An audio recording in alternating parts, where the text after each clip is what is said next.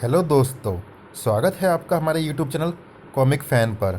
चलिए दोस्तों, शुरू करते हैं महाबली भोकाल की कॉमिक्स कलंका का तीसरा और अंतिम भाग। महाबली वही है जो अपने बाहुबल से स्थिति का मुंह पलट दे और अपने शत्रुओं को धता बताए। इसीलिए हे राक्षस वीर मायावी, नरसंहार मचाना छोड़ और दिखा कि तू महाबलशाली भोकाल की भांति तलवार का धनी है या नहीं। माँ कलंकिनी की असीमित शक्तियों से बना मेरा शरीर ब्रह्मांड की हर शक्ति का धनी है। यह बात तुझे तब पता चलेगी जब मेरी तलवार तेरे शरीर को सैकड़ों टुकड़ों में बांट देगी। टनाक! भोकाल पर तलवार का वार करके कालबिंदु ने यह प्रमाणित कर दिया कि वह वीर था, और शीघ्र ही यह भी प्रमाणित किया कि वह तलवार का जबरदस्त धनी था। टनाक! लेकिन उसे क्या मालूम था कि उसका प्रतिद्वंदी भोकाल था। वह भोकाल जो बचपन में खिलौनों की जगह तलवारों से खेला था और जिसने अपनी जवानी तलवार के साए में गुजारी थी। खटाक! अति सैकड़ों बार अपने प्रतिद्वंदी के शीश को अपनी तलवार से उतारकर अपने आप को ऐसा महाबली सिद्ध किया था जिसने हारना नहीं, केवल जीतना ही सीखा था। टनाक! आज की तरह खचाक! संपूर्ण चपलता को मात करते हुए उस महाबली ने उड़ा दी काल बिंदु की गर्दन। लेकिन वह कटी गर्दन जमीन पर गिरने की बजाय हवा में लहराती चली गई। और जा गिरी उस महाशक्ति के कदमों में। उफ!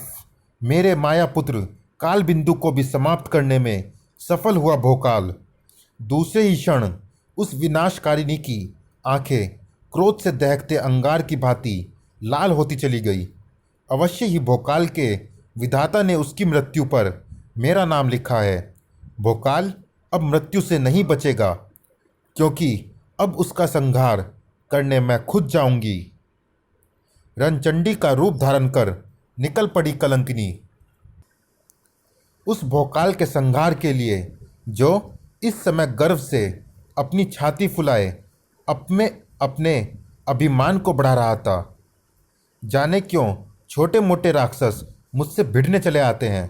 नाखून बराबर का कालबिंदु महाबली से टकराने आ पहुंचा। सही कहा महाबली, तुम सचमुच महान योद्धा हो। संपूर्ण ब्रह्मांड में तुम सा महाबली नहीं मिलेगा। अरे! बोलते बोलते अचानक चौंके वृद्ध, और इनके इस तरह चौंकने का कारण था सामने उठा धूल का वह बड़ा गुब्बार।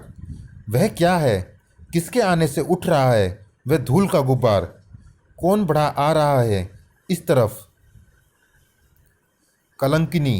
कलंकिनी है वह तो, अपने संपूर्ण रौद्र रूप में।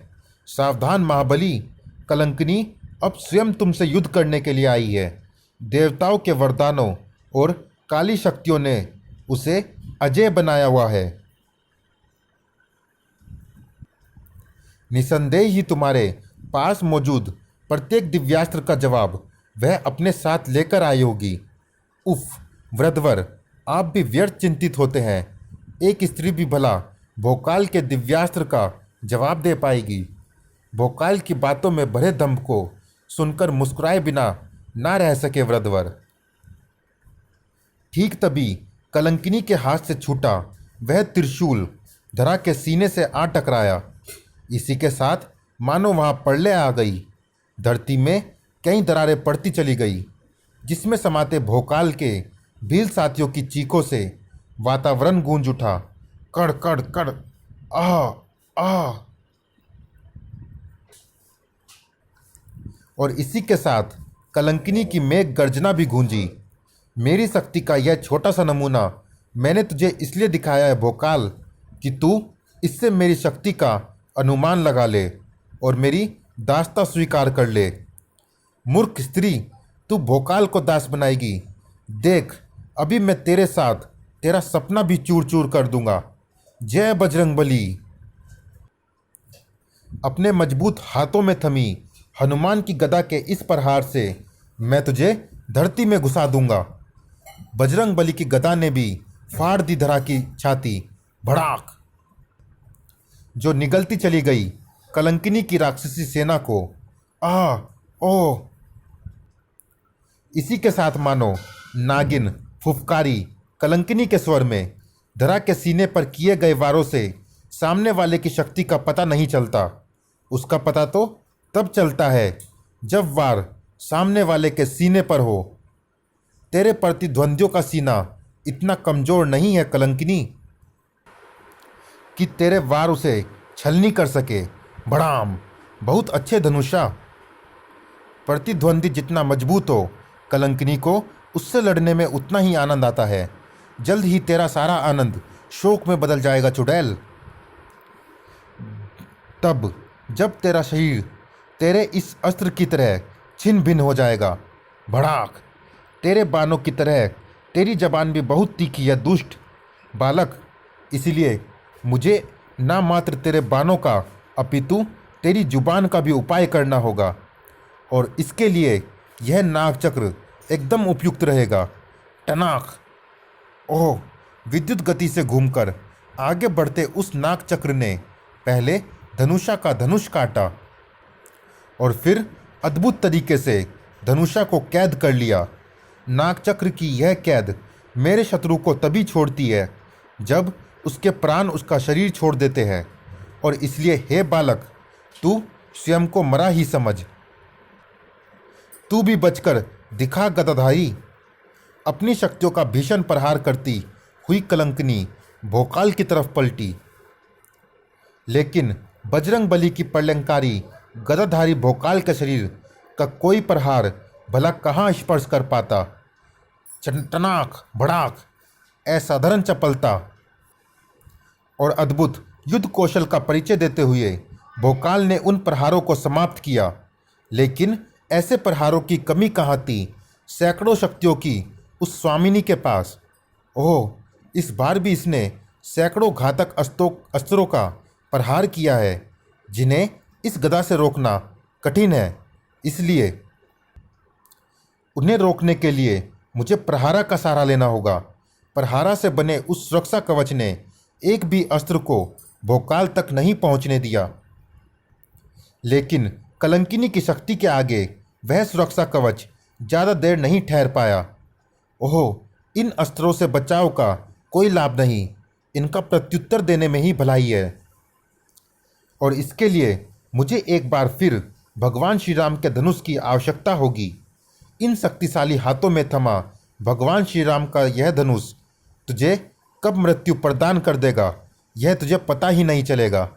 मात्र एक धनुष को लेकर इतना इतरा रहा है भोकाल।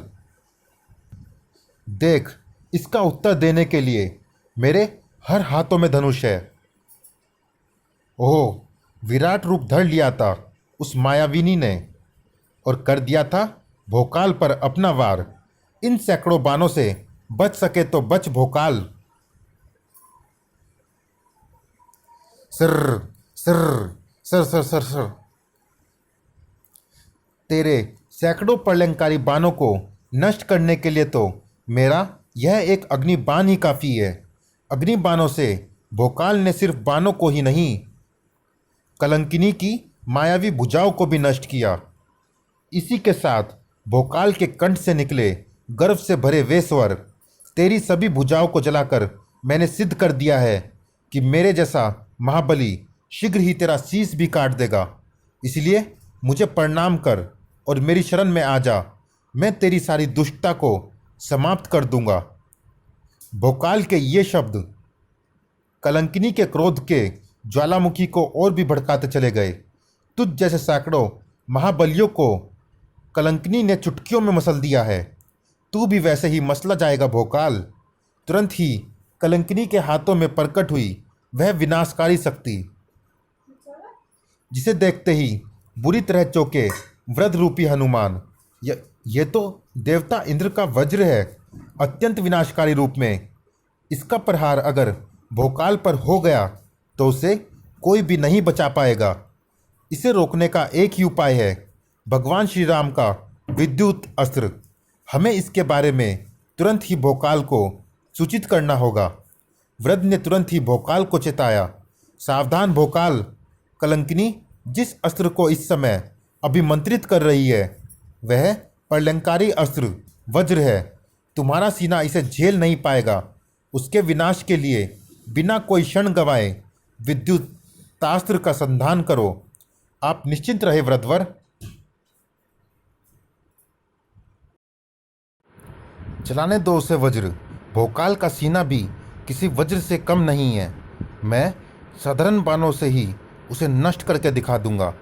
वृद्ध ने भोकाल को स्थिति की गंभीरता को बहुत समझाया, लेकिन अहंकार के मद में चूर भोकाल ने एक ना सुनी। ओह, अपना रहस्य छिपाने के लिए हमने भोकाल में अहंकार डालने की जो माया रची थी, अब उसका विपरीत प्रभाव पड़ने वाला है। स्वयं को महाबली सिद्ध करने के फेर में भोकाल हमारी एक नहीं सुन रहा, इसलिए उसे समझाना व्यर्थ है।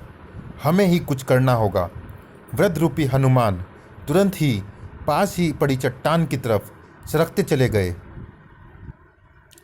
किसी को भी पता नहीं चला कि बजरंगबली कब चट्टान के पीछे पहुँचे, कब उन्होंने सूक्ष्म रूप धरना शुरू किया, कब मनुष्य की आंखों को ना दिखाई देने जितने सूक्ष्म हुए, और कब भोकाल की पीठ पर लगे श्री राम के तरकस में घुस गए। जय श्री राम। और साधारण बाण की तरफ बढ़ते भोकाल के हाथ में उन्होंने विद्युतास्त्र थमा दिया।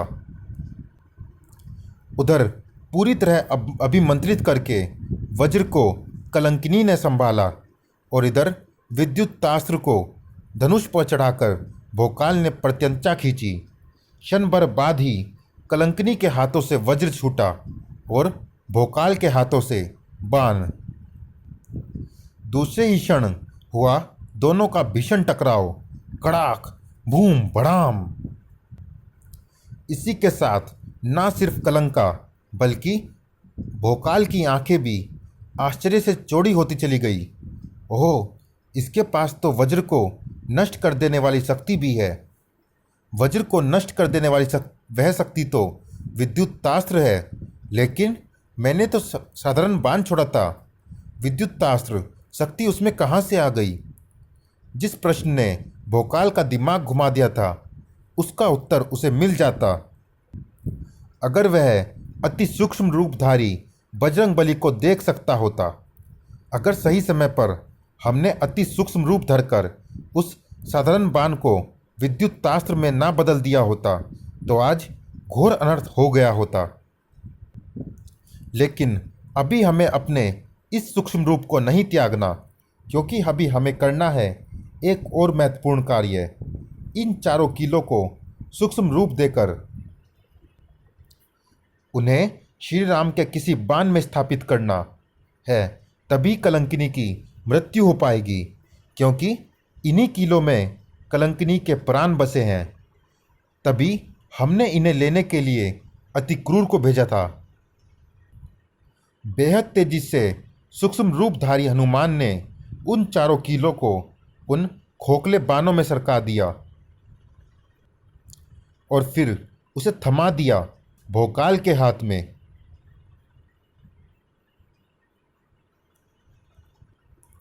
भोकाल ने तुरंत ही उस बाण को धनुष पर चढ़ाया और छोड़ दिया।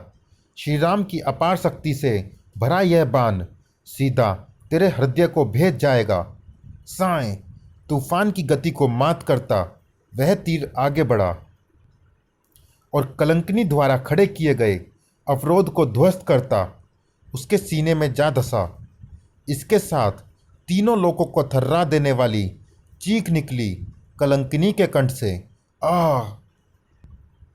फटी फटी आंखें लिए वह पछाड़ खाकर नीचे गिरी। मैं मर रही हूँ, परंतु कैसे? कलंका के नीवों की कीलों के बिना मेरी मृत्यु संभव कैसे हुई? आह! अपने ज्ञान की आंखें खोल कर देखेगी कलंकिनी, तो तुझे दिखाई देगा कि जो बाण तेरी मृत्यु का कारण बना है उसमें वही चारों कीले उपस्थित है। जिसमें तेरे प्राण बसे हुए थे। कलंकिनी ने देखा तो उसे अपनी मौत साफ दिखाई दी। ओह! एक गहरी और दुख भरी सांस लेकर कलंकिनी बड़ी कठिनाई से भोकाल की तरफ पलटी। मेरा अंतिम समय आ गया है महाबली। अब तुम्हारी जीत और राक्षस जाति का नाश निश्चित है।